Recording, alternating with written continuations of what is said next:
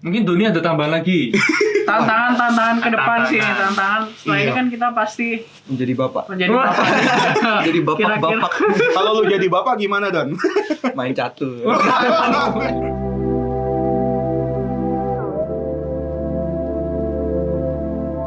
Hai guys, selamat datang di Blaze Talk episode yang pertama. Hari ini kita bakal ngebahas tentang fatherless. Boys. Jadi kita berempat nih, ada Yasu. Doni. Alvin. Adi. Oke, enjoy the show.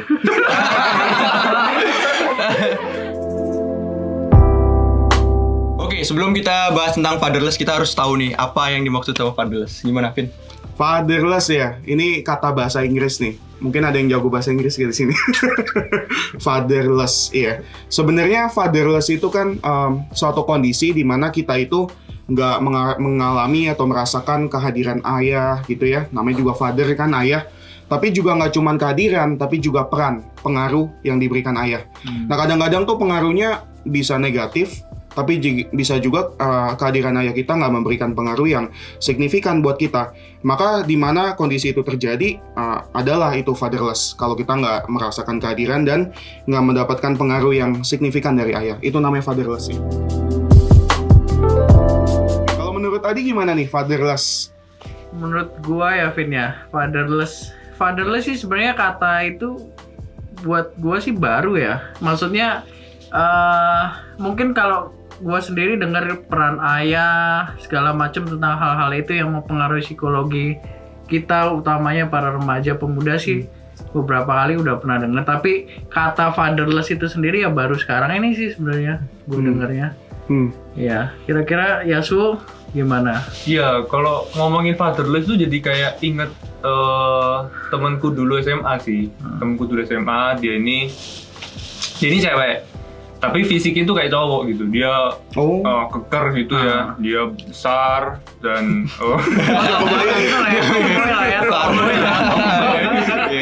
dan dia apa ya, perawakannya kayak cowok banget lah gitu. Dia pernah satu kali tuh dia panco sama teman-teman cowok. Dan yang teman-teman cowok ini kalah sama dia. Karena apa? Karena dia itu dilesin taekwondo sama bapaknya.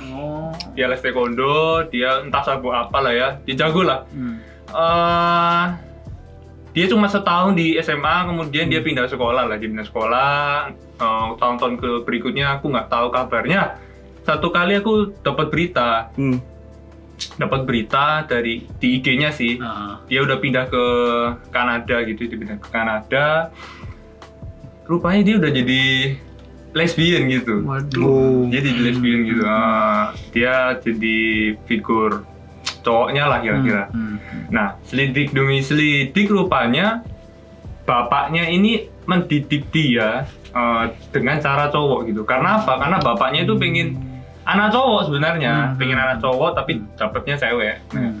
Ya anak cewek inilah dianggap sebagai cowok gitu. Nah tapi kalau dipikir-pikir ya, kita lihat di internet segala macam, pengaruh orientasi seksual itu emang dari bapak ya, dari figur bapak tuh gimana sih? Menurut Doni gimana? Kalau dari ceritanya sih karena faktor lebih ke lingkungan ya, karena orang tua. Jadi kan orang tua kita anggap sebagai role model ya kan. Orang tua bilang apa ya kita pasti manut lah. Sebagai anak harus taat. Jadi itu sih kuncinya ada di bapaknya kan berarti. Jadi bapaknya yang buat monster gitu ya? Iya bisa. Kalau Calvin? Iya itu menarik ya. Sebenarnya kalau kita ngomong apakah memang ada peran secara langsung dari ayah itu atau enggak, kita nggak tahu ya. Mungkin bisa salah satu faktornya betul ayah, tapi mungkin bisa jadi ada faktor lain ya yang kita nggak tahu. Karena kan ayah nggak mungkin ngajarin anaknya punya orientasi seksual yang beda dong. Jadi pasti mungkin ada faktor lain. Tapi mungkin aku juga rasa begitu ya. Bisa jadi ya karena dia dididik dengan keras oleh ayahnya, maka dia tumbuh jadi anak yang ya let's say kayak menunjukkan bahwa dia juga keras. Dan tadi ya kan kamu bilang perawakannya agak keras gitu, ngadu panco bisa menang. Tapi by the way aku juga ingat loh, kondisi fatherless itu sebenarnya itu adalah satu isu yang real di Indonesia. Kenapa? Karena tahun 2017 tuh aku ingat tuh Menteri Sosial itu bilang bahwa Indonesia itu adalah negara ketiga ya yang mengalami kondisi fatherless. Jadi ngeri betul tuh 2017 Ini bukan ngomong 10 tahun yang lalu, ini ngomong beberapa tahun yang lalu. Jadi bisa jadi ya, mungkin disebabkan oleh ayahnya begitu. Apa itu karena kurang cinta ya? Kurang cinta gimana Kurang nih? kasih sayang dari bapaknya gitu loh. Mungkin kalau aku nambahin sedikit, Gimana sih? kalau misalnya aku mikir ya latar belakang fatherless, karena kan kita itu tubuh kecil yang sifatnya kita belum tahu apa-apa, ya belum tahu tentang dunia inilah ya. Mungkin waktu kecil pun kita misalnya ditunjukin ular sama roti lah ya. Ya kan kita nggak tahu ini yang mana ular mana roti, tapi ketika ayah kita memberitahu bahwa ini ular, ini roti, nah disitulah peran ayah Jadi mendidik tahu, kita jadi tahu yang mana yang baik, yang mana yang jahat. Nah, yang kita hadapi kalau misalnya menurut aku sendiri sih, dengan tidak adanya peran ayah di dalam perkembangan anak itu, perkembangan kita sebagai remaja atau pemuda juga, ya di sanalah nanti ya terhadap dampak psikologinya itu kurang lebih ya seperti itu. Kita tidak bisa membedakan yang mana ular, yang mana roti gitu loh secara kasarnya. Tapi ya nggak tahu, balik lagi kalau Doni gimana Don? Ya itu sih, karena kita lihat kan dari contoh-contohnya tadi kan, ayah aja yang ada secara nyata dari ada bentuk fisiknya aja bisa ngasih efek yang buruk kan, apalagi fatherless yang Iya, ada ini. iya. Nggak ada bapaknya. Jadi emang ayah sih memang khususnya buat ayah sendiri kan perannya paling Signifikan besar ya? nih, buat bentuk anak sih. Jadi menurut kita, menurut kalian nih, kalau aku pingin tanya ya, menurut kalian fatherless itu adalah isu yang penting nggak sih? Topik yang penting nggak sih? Atau kalian punya pengalaman lain nggak yang sebenarnya kalian rasakan bahwa ya gue tahu nih, gue juga ngelihat lingkungan sekitar gue juga ada fatherless-nya. Tadi kan Yasuo lempar satu cerita kan, mungkin ada cerita lain juga gitu tentang fatherless. Penting nggak sih fatherless itu menurut kalian? Penting banget sih. Apalagi buat kita kan cowok, kita harus bapak ini kan, antara bapak tuh kalau kita lihat cowok nih sebagai teman atau sebagai musuh. Iya kan? Kalau kita misalnya berantem sama ibu, nyarinya pasti ayah kan. Antara bapak tuh memang penting di antara kita anggap dia teman atau musuh. Jadi kalau kita sebagai khususnya anak cowok udah fatherless sih kacau lah kita, jadi nggak ada. Jadi memang kita harus tahu secara detail, maksudnya peran seorang ayah itu seperti apa gitu ya. Mungkin gitu ya kali ya. Karena kan kalau kita balik lagi flashback kan, kita ngobrolin ini kan kemarin ada, kita ikut satu seminar kan ya, fatherless, yang kalau poin penting yang kemarin aku dapat sih terus terang yang tentang ada kuadran 1, kuadran 2, kuadran 3, kuadran 4. Mungkin siapa teman-teman aku bisa jawabannya. Mungkin gini, supaya kita tahu secara garis besarnya dulu lah. Iya, yang menarik mungkin aku ingatnya ini sih ya, satu istilah ayah patung ya. Jadi istilahnya agak lucu sih ya, well patung gitu kan. Emang dia diem gitu. Tapi sebenarnya istilah ini tuh diambil karena ada kondisi di mana ayahnya itu ada, kehadiran ayah itu ada. Jadi kayak kamu hidup bersama dengan ayah, setiap hari sama papa kamu ngelihat dia pulang kantor, makan malam sama-sama. Jadi ayah itu kan ada. Tapi kondisi yang ada ini bukan berarti tidak selalu berarti ayah itu memberikan pengaruh yang positif.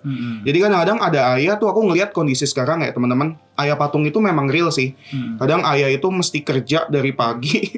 Ya aku nggak tahu kalian juga gitu gak sih? Tapi aku ingat beberapa temanku tuh begitu ya. Dia punya ayah benar-benar dari pagi jam 8 harus kerja. Pulang itu bisa jam 9 malam gitu, lembur. Itu kan ya ayahnya itu ada, eksis gitu. Tapi apakah ayah itu bisa memberikan pengaruh ya? Apalagi di Jakarta ya misalnya. Iya. Bener banget, bener banget.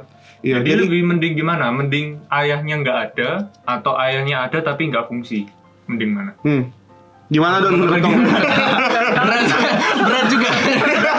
Kita bagi kan tadi ada ayah patung. Terus yang kedua kan ada ayah yang sebenarnya dia ada ayah. Yang ketiga dia ada ayah tapi ayahnya nggak berfungsi nggak berfungsi. Atau yang keempat ada ayah yang ayahnya itu memang di luar, misalnya di luar pulau yang fisiknya nggak ada. Gitu. Betul. Ya. Itu ekstrim sebaliknya ya. Kalau tadi kan ayah patung itu kondisi di mana ada ayah tapi nggak ada pengaruh yang positif. Tapi ayah yang memori itu ayahnya nggak ada, udah nggak eksis lagi. Itu ayah memori ya. Ayah memori nggak eksis, tapi ada ayah itu bisa memberikan pengaruh yang ya positif gitu. Makanya pakai istilah ya memori. Tapi ayah memori itu juga aku pikir nggak cuma terjadi di mana kalau kita kehilangan ayah kita gitu ya. Tapi mungkin bisa juga tuh kalau ayah kita pergi ke luar pulau gitu, mesti nugas, ngedinas, jadi ninggalin kita beberapa lama gitu. Mungkin bisa juga dibilang ya, aku punya memori ayah waktu masa kecil, ayahku ini itu ya, yang positif atau negatif itu bisa masuk ke dalam ayah memori juga sih. Gitu. Tapi itu menarik ya teman-teman ya, kuadran itu. Jadi mending yang mana? Ayo pilih siapa yang pilih Kalau misalnya disuruh milih nih. Waduh, mau yang gimana ya? Baiknya bagaimana? Atau setidaknya pandangan teman-teman deh, gimana ini? Mending mana itu? Dia ayahnya ada nih, tapi dia nggak ada pengaruh, nggak ada fungsi, atau ayahnya ya nggak ada sama sekali, atau mungkin yang jarang pulang kayak kerja di luar pulau, gimana? Menurut Teoni gimana? Teoni dulu. Waduh, kalau agak berat nih disuruh milih. Kalau menurutku mending patung sih kayaknya. Entah dia ada atau enggak kan, tapi dia beri pengaruh. Dari pengaruh itu kan bisa baik atau buruk. Jadi mungkin kita sebagai anak bisa lihat nih ada dia pengaruh baiknya apa, buruknya apa, bisa kita jadiin pelajaran daripada ayahnya nggak ada sama sekali dalam memori. Jadi kan kita udah nggak bisa berhubungan. Jadi itu sih kalau dari Tapi anaknya pahit terus loh nanti. Iya juga sih. Coba dulu tengok mana. Gimana Calvin deh? Tapi sebenarnya ya apa? Kalau kita ngomong kayak Doni nih ngomong mending ayah patung ya, sebenarnya gue juga ada pengalaman sih. Jadi ngelihat ada beberapa teman tuh yang sampai ngomong karena terlalu pahit sama ayahnya gitu. Jadi dia sampai ngomong kalau kenapa ya Tuhan, gue mesti lahir di tengah keluarga kayak gini. Kenapa ya kok gue mesti punya ayah kayak gini. Bahkan ada anak-anak tertentu itu yang bener-bener begitu luka mungkin sama ayahnya, punya pengalaman negatif terlalu banyak, sampai dia berani ngomong, kapan ayah gue mati ya? Waduh. jadi maksudnya patung sih oke ya, tapi ternyata juga berat loh ya. Kalau harus dipilih, ya gue sih nggak pingin semuanya. Gue pingin ayah yang baik ya. Tapi kita juga nyadar yang namanya ayah yang sempurna kan nggak ada ya teman-teman ya. Jadi mana ada sih di dunia ini ayah yang ideal, ayah yang sempurna yang bisa hadir 24 jam nemenin lo makan, nemenin lo minum, kan nggak ada. Terus nggak ada juga ayah yang benar-benar selalu bisa memberikan pengaruh positif, karena ayah kita pun dia juga orang ya yang punya kesalahan gitu kan. Bahkan kalau ngomongin fatherless sebenarnya ya teman-teman, kenapa fatherless itu bisa terjadi? Karena itu sebagian besar ayah kita itu pun juga adalah korban rupanya. Jadi dari mungkin nggak tahu masa lalu. Betul. Jadi bisa dibilang kayak lingkaran yang setan. terus lingkaran setan gitu yang terus terulang dan sulit banget lepas dari Pernah situ. ngalami pengalaman yang sebelumnya juga ya berarti ya? Betul, ada pengaruhnya dari situ. Jadi dia nggak serta-merta muncul gitu ya tiba-tiba Iya. dari kekosongan gitu ya, Betul. tiba-tiba fatherless aja gitu nggak ya? Karena kalau kita selidikin teman-teman, kalau kita tanya ya aku kenal seorang teman ya, dia puji Tuhan sih dia punya relasi yang baik dengan ayahnya, dan dia sharing tuh bagaimana pergumulan dia dari awal sampai akhir. Dia bilang tuh awalnya dia pahit sama ayahnya hadir tapi suka pukul, suka abusive, memberikan pengalaman negatif. Tapi akhirnya dia bisa dealing, bisa selesai dengan ayahnya dan relasinya baik. Tapi dia selidikin tuh ayahnya, dia ngobrol sama ayahnya. Papa gimana sih waktu kecil dulu? Papanya cerita loh. Rupanya teman-teman, apa yang dilakukan papanya ke dia itu juga adalah yang papanya terima dari kakeknya dia. Ngerti nggak? Jadi, aku pikir bisa benar sih ya. Ini jadi sesuatu yang terus-menerus pola, dan ya kalau kita juga adalah korban fatherless, jangan-jangan nanti kita bisa jadi fatherless juga, memperlakukan anak kita bisa tumbuh jadi anak yang fatherless. Ngeri juga. Kalau kita sadar ini hal yang masalah itu, kita perlu nggak sih kayak konseling atau at least kita cerita nih ke teman-teman, entah teman gereja lah atau siapa aja, kita perlu nggak sih untuk kayak gitu-gitu? Bukannya kalau kita sharing hal-hal yang kayak begitu, bukannya kita kayak buka aib. Gimana sih? Jadi kalau itu kan berarti sebenarnya kurang lebih kan kita tahu lah fatherless itu mungkin hampir semua dari kita itu memiliki satu kondisi di mana kita fatherless, tapi mungkin kuadrannya kita itu masing-masing punya kuadran masing-masing kan ya, dan besarannya peran ayah dalam kehidupan kita juga peran masing-masing kan ada perbedaannya. Cuma berarti di sana kita harus bisa tahu, kalau menurut aku sendiri berarti kita harus bisa tahu apa sih sebetulnya yang memang kita itu istilahnya kayak peran ayah itu disfungsi dalam kehidupan kita itu loh. Jadi itu membuat satu apa ya? Satu tindakan yang mungkin Benar. ya Benerinnya. iya untuk kita bisa membenarkannya gitu loh. Jadi mungkin yang pertama kali kita harus sadar bahwa kalau menurut aku sendiri kira-kira apa sih peran ayah yang memang membuat diri kita itu seperti gini loh. Jadi misalnya nih, kalau misalnya ada temanku juga ada yang karena memang kurang kasih sayang ayahnya, ya itu tadi kayak Lause Calvin cerita, Yasu tadi cerita itu, dia jadi orang yang mereng gitu ya, mereng. Kalau dia mereng. Nah, dia kan berarti harus sadar dulu dong, sebelum dia bisa balik. Oh ini aku karena memang peran ayahku ini kurang di sini, jadi harus dibelokin lagi. Tapi kan nggak mungkin dia bisa belokin itu sendiri dong tanpa adanya dorongan dari orang lain dan menyadarkan bahwa sebenarnya mungkin ini ada pengaruhnya karena itu gitu loh. Jadi membuka pikirannya dia sih. Oke. Kalau pendapatku sih itu. Jadi langkah pertama menurutku ya si orang itu memang harus ada komunitas yang Komunitas yang baik yang bisa memberikan dia pengetahuan, dan dia sendiri pun sadar bahwa itu menyadarkan dia lah ya. Tentang siapa diri dia, pengalaman apa. Tapi memang menarik loh ya, sebelum kita masuk ke konseling itu penting apa enggak, aku pikir juga kita perlu tahu dulu tujuan konseling itu apa sih sebenarnya, teman-teman.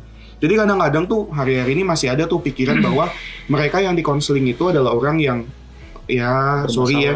bermasalah, stres, depresi, punya sakit mental gitu ya, segala macam. Tapi sebenarnya konseling itu tuh nggak mesti selalu tentang itu ya. Konseling itu sebenarnya tujuannya untuk nunjukin siapa sih kita sebenarnya.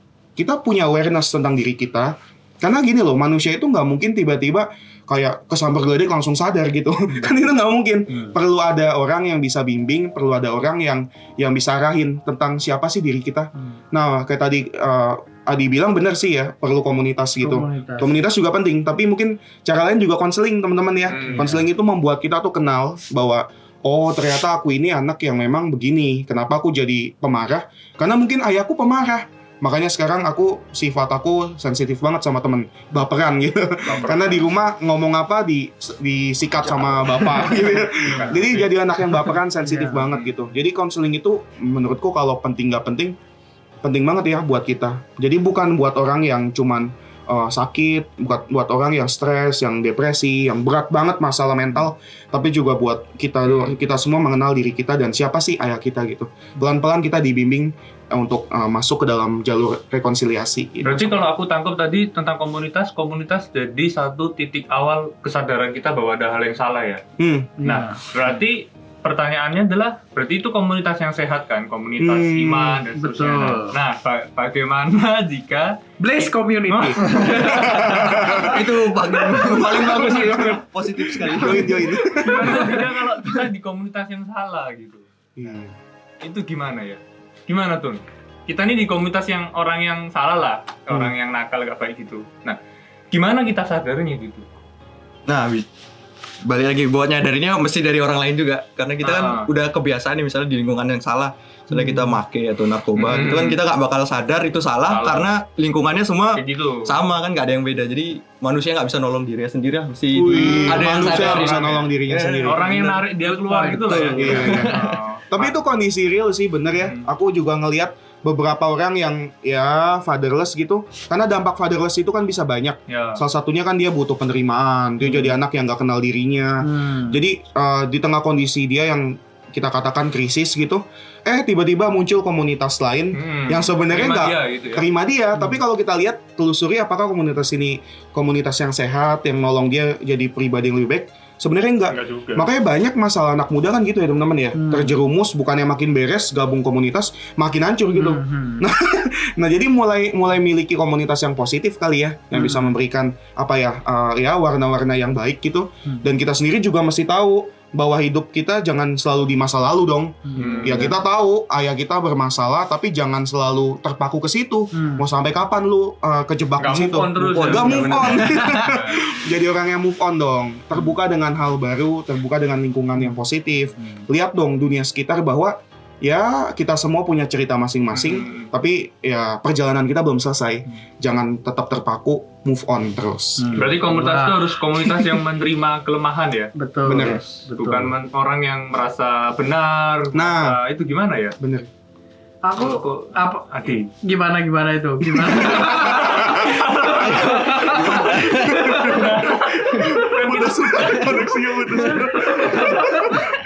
Punya gambaran ideal bahwa komunitas itu harus menerima gitu kan? Iya. Setuju sih loh. Kalau kalau misalnya komunitas yang bisa menerima itu karena ketika kadangkala itu kalau misalnya kita di posisi kita yang di titik terendah ya, titik terendah kita entah itu kita setelah berbuat dosa atau karena kepribadian kita yang memang berasal mungkin ada kondisi fatherless-nya itu yang di dalamnya, dan ketika itu kita masuk ke ya tanda kutip misalnya orang ini ya tadi contohnya seperti ya sampaikan misalnya ini cewek tapi sifatnya itu lebih ke cowok gitu loh, dan nggak semua komunitas kan bisa menerima itu. Apalagi ya itu sih kalau misalnya terjadi penolakan dia akan ketika dia mau berusaha untuk masuk ke komunitas yang baik terus terjadi penolakan dan implikasinya itu dia akan malah lebih itu lagi ya. Berarti fatherless itu bukan semata-mata salah bapak ya, tapi juga salah komunitas. Salah siapa? Jadi salah siapa? Salah bapak, salah dianya, atau salah lingkungan. Jadi ya sebenarnya kompleks banget sih ya. Tapi mungkin menurutku memang peran paling utama adalah ayah. Karena ayah yang membimbing si anaknya itu dari kecil kan. Dari kecil sih. Mereka yang pertama kali ketemu kan dengan komunitas keluarga kan ya. Iya. Iya guys, kita hati-hati lah ya. Jangan sampai kita jadi ayah yang dan jadi reminder buat kita ya, jadi komunitas yang menerima gitu, menerima kekurangan, kerapuhan masing-masing gitu kali ya. Mungkin dunia ada tambahan lagi. Tantangan ke depan sih, tantangan. Setelah ini kan kita pasti menjadi bapak. Jadi bapak. Kalau lu jadi bapak gimana, Don? Main catur. Dewa kipas dong. Iya, bapak. Iya. Udah kalau gitu kita tutup aja. Udah mau tutup. Enggak berhasil. Statementnya kita apa dah? Ini kan yang penting dari video ini ya. Calvin deh. Closing statement ya. Ya apapun kondisi kita, fatherless atau apapun, separah apapun kita relasi dengan ayah, ketahuilah bahwa itu bukan bukan jadi akhir cerita ya. Jadi jalanin terus kehidupan karena nggak ada ayah yang sempurna. Terbukalah dengan komunitas, terbukalah dengan konseling gitu untuk kenal diri kita dan jadilah orang yang lebih bertumbuh, lebih sehat gitu. Itu mungkin. Oke. Tony. Iya. Jadi ya hampir sama sih kayak Calvin bilang. Hidup life must go on lah. Kalau ya kita fatherless ya belajar menerima, mengampuni. Janganlah cari bapak baru. Jangan. Ya kita mesti ceritalah mencarilah bantuan gitu, konseling atau gimana ke orang yang benar-benar ngerti lah masalah ini terus bisa nerima kita. Jadi kita bisa dapat solusinya gitu, bukan malah semakin memperkeruh gitu suasana kita gitu sih. Adi? Kalau aku ya karena kita udah remaja, udah pemuda ya. Jadi menurut aku jangan kita salahkan apa yang sudah terjadi di belakangnya, tapi berusahalah untuk kita ke depannya untuk menjadi lebih baik lagi. Jangan mengulangin apa yang kita merasa ayah kita salah dalam mendidik kita, tapi kita berusaha untuk bisa merubah itu lebih baik lagi sih. Jadi apa yang kita lakuin sekarang itu bawa dampak sampai ke generasi-generasi berikutnya. Ya. Hati-hatilah bertindak. Itu closing statement saya. Oh itu. Singkat dan jelas. Udah ya, udah tambah lagi udah. Iya. Ya kalau udah kita tutup aja. Sampai jumpa. Di sini Blast Talk kita. Nantikan Blast Talk kita yang berikutnya. Thank you semua. Bye.